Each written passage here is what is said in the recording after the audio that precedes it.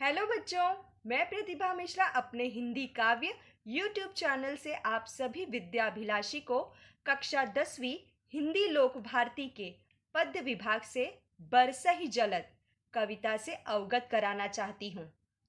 बच्चों, प्रस्तुत पद्यांश के द्वारा कवि गोस्वामी तुलसीदास जी ने ऋष्यमुख पर्वत की सुंदर एवं मनोहारी प्रकृति का अद्भुत वर्णन किया है। सद्गुण एवं सुराज्य के महत्व को प्रतिपादित किया है। कवि ने मोह, मद व कुसंग का त्याग करके सुसंग को अपनाने का संदेश दिया है। बच्चों, यहाँ बरसहि जलद के कवि हैं गोस्वामी तुलसीदास। सबसे पहले मैं आप लोगों को गोस्वामी तुलसीदास जी के जीवन परिचय से संबंधित कुछ पंक्तियाँ यहाँ बता देती हूँ। बच्चों, गोस्वामी तुलसीदास भारतीय साहित्य के महान कवि थे। वे राम भक्त थे। श्री राम उनके आराध्य थे। अतः उन्होंने अपने साहित्य में श्री राम एवं उनकी लीलाओं का अद्भुत वर्णन किया है। उन्हें महर्षि वाल्मीकि का अवतार भी माना जाता है। रामचरितमानस उनकी अनमोल रचना है, जो भारतवर्ष की एक सांस्कृतिक धरोहर भी है। उनकी माता का नाम हुलसी था। इसी परिप्रेक्ष्य में कहा गया है, गोद लिए हुलसी फिरे तुलसी सुत होए। पद्य से संबंधित कुछ अंश मैं आप लोगों को यहाँ बता देती हूँ, जिससे आपको यह कविता समझने में आसानी होगी। बच्चों, प्रस्तुत पद्यांश गोस्वामी तुलसीदास द्वारा रचित रामचरितमानस महाकाव्य के किष्किंधा कांड से लिया गया है। यह पद्यांश चौपाई एवं दोहा छंद में है। यहाँ गोस्वामी जी ने वर्षा ऋतु में होने वाले परिवर्तनों का सुंदर वर्णन किया है। उन्होंने वर्षा के साथ ही साथ समाज की स्थिति, विविध गुणों, दुर्गुणों को भी दर्शाया है। उपरोक्त प्रसंग सीता हरण के बाद का है। श्री राम लक्ष्मण सीता जी की खोज में भटक, सीता जी के बिना श्री राम व्याकुल हैं। रामचंद्र जी कहते हैं कि आसमान में बादल घोर गर्जना कर रहे हैं। पत्नी सीता के न होने से मेरा मन डर रहा है।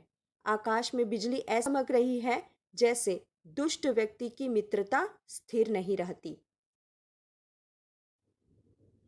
घन घमंड नभ गर्जत घोरा, प्रिया हीन डरपत मन मोरा। दामिनी दमक रही कन माही, खलके प्रीति जथा थिर नाही। इसका सरल अर्थ आपको समझा दूं। बच्चों, श्री राम लक्ष्मण सीता जी की खोज में इधर उधर भटक रहे हैं। वर्षा ऋतु प्रारंभ हो गई है।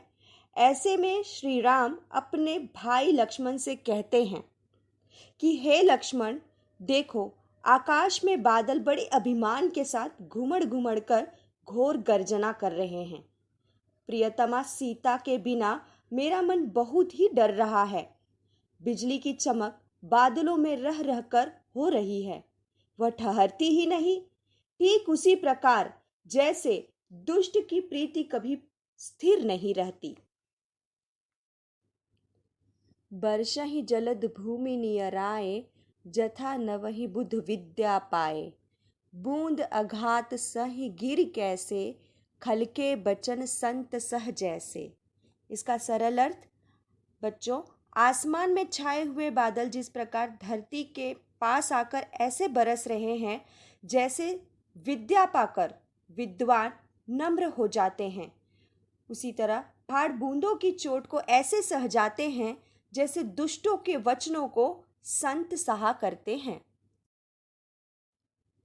क्षुद्र नदी भर चली तोराई, जस थोरे हूँ धन खल इतराई।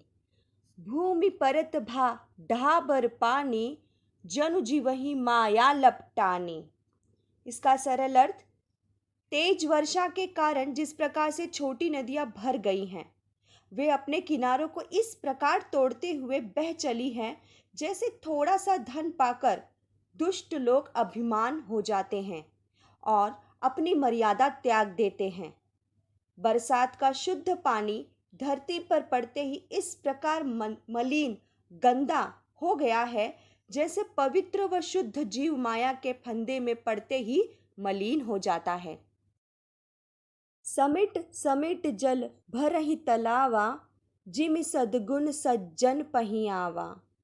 सरिता जल जल निधि महु जाई, होई अचल जिमि जीव हरि पाई। इसका अर्थ, धरती पर गिरा बरसात का पानी इकट्ठा होकर तालाबों में ऐसे भर रहा है जैसे सद्गुण आहिस्ता आहिस्ता सज्जन व्यक्ति के पास चले जाते हैं।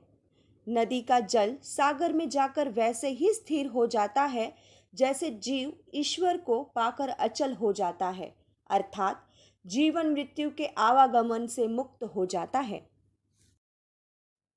बच्चों, कविता में आए हुए पहले दोहा को हम यहाँ देख लेते हैं।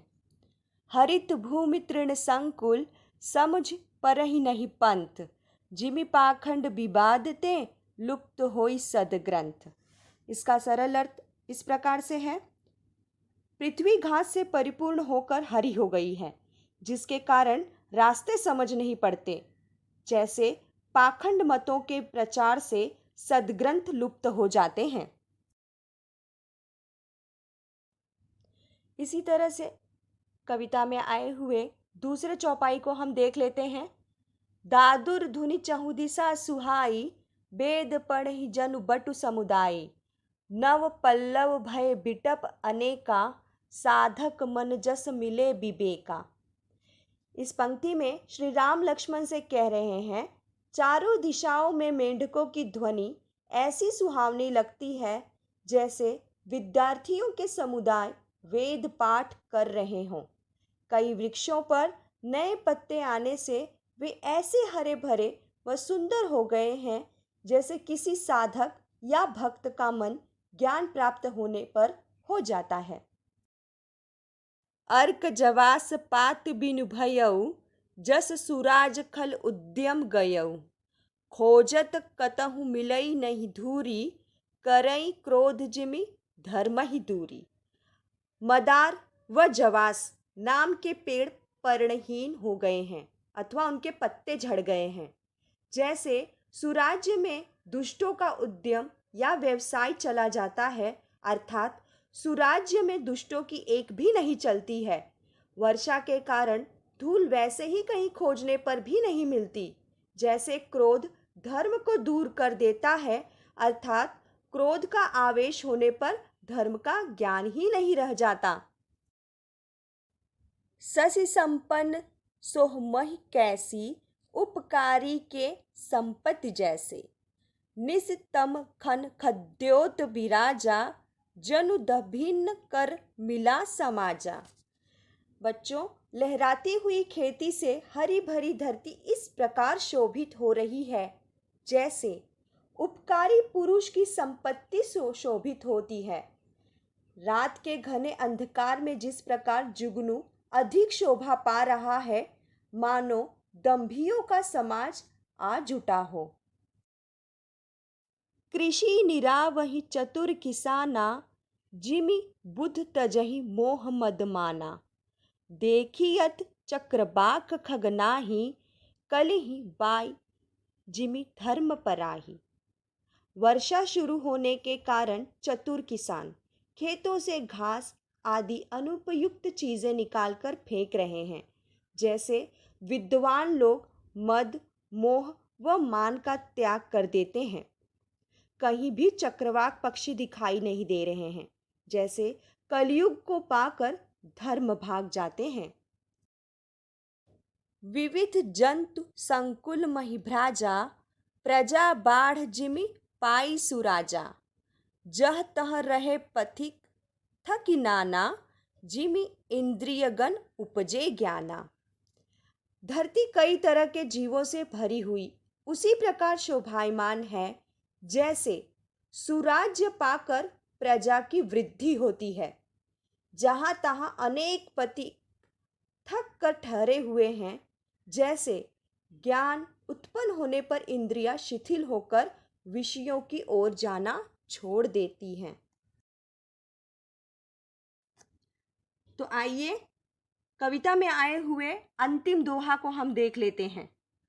कबहु प्रबल बह मारुत, जहतह मेघ बिलाहि, जिमि कपूत के उपजे, कुल सद्धर्म न साहि।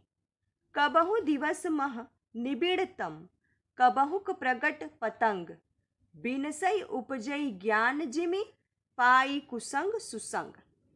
इसका सरल अर्थ, बच्चों, वर्षा ऋतु में कभी कभी वायु अथवा हवा बड़ी जोर से चलने लगती है, जिसके कारण बादल जहां जहां गायब हो जाते हैं। उसी प्रकार से कुल में कुपुत्र के पैदा होने से परिवार के उत्तम धर्म यानी अच्छे आचरण नष्ट हो जाते हैं। कभी कभी आसमान में छाए बादलों के कारण दिन में ही घोर अंधेरा छा जाता है और फिर अचानक से आसमान में सूर्य दिखाई देता है। जैसे कुसंग पाकर ज्ञान नष्ट हो जाता है, उसी प्रकार से सुसंग अथवा अच्छी संगत पाकर फिर से ज्ञान उत्पन्न हो जाता है। कविता में आए हुए शब्दार्थ को हम यहाँ देख लेते हैं।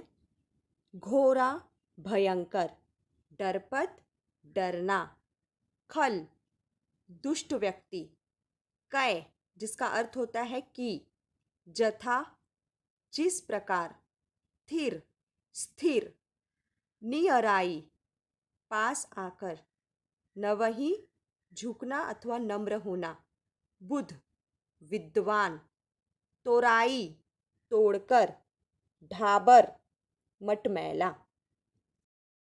लपटानी लिपटना, महू में, जिमी जैसे, दादुर मेंढक, बटु छात्र समुदाय, विटप वृक्ष, साधक भक्त, अर्क मदार का एक वृक्ष है, उद्धम उद्यम अथवा उद्योग, गयऊ चला जाना, कतहु कहीं पर भी।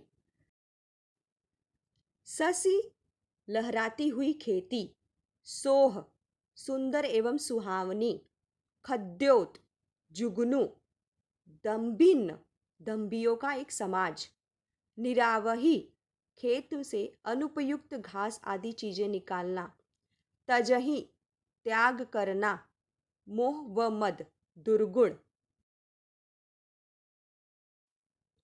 चकबाक एक पक्षी, संकुल विविध प्रकार के जीवों से भरी धरती, मारुत वायु अथवा हवा, नसाही नष्ट हो जाना, निबिड़ घोर, बिनसई नष्ट होना, भ्राजा शोभायमान होना, पतंग सूर्य।